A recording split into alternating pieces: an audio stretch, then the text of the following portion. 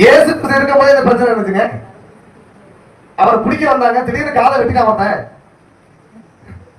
ஆண்டவர் சொல்றாரு, ஏன்னா நீ உனக்கு என்ன ஆவி இருக்குன்னு உனக்கு முதல்ல தெரியுதா? நீ என்ன ஆவி உடையவன்னு தெரியுதா? முதல்ல நான் இப்ப வேண்டிக்கிட்டேன்னா லேகியோன் கணக்கா பல ஆயிரக்கணக்கான தூதர்கள் வந்து மொத்த பேரை என்ன பண்ணிடுவான், கொன்றுவான். நான் இப்ப தர்க்கம் பண்றதுக்காக வரல, அன்புன்னா என்னன்னு சொல்லி கொடுக்கறதுக்காக வந்தேன் அப்படின்னா ஆமென் சொல்லுவீங்களா? அல்லேலூயா. ரொம்ப முக்கியமான ஒரு காரியம். கிறிஸ்தவ வாழ்க்கையில நிர்மூலமாக வேண்டிய முதல் அரண் வாக்குவாதம் பண்ணுவது. தெளிவா சொல்லவா? பக்கத்து வீட்டுக்காரோட சண்டை போடுறது, குடும்பத்துல சண்டை போடுறது, தாய் தரப்பட்டு சண்டை போடுறது, கணவன் மனைவிக்குள்ள சண்டை போடுறது, பொறுமை இல்லாத ஒரு தன்மை, எரிச்சல் படுவது, வேதப்படுவது, உடனே பேசுறது, கொஞ்சம் பொறுமை இல்லை. இன்னைக்கு குடும்பத்துல கணவன் மனைவிக்குள்ள பொறுமை கிடையாது. அவர் 5 பேசுறாங்க, 15 பேசுறது. இருக்கீங்களா? நான் சொல்றது உங்களுக்கு புரியுதா?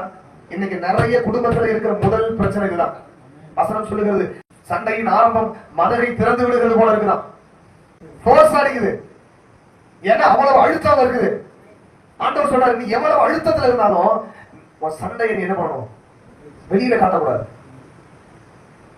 அல்லேலூயா சொல்லுங்க. ஆமென் சொல்லுங்க.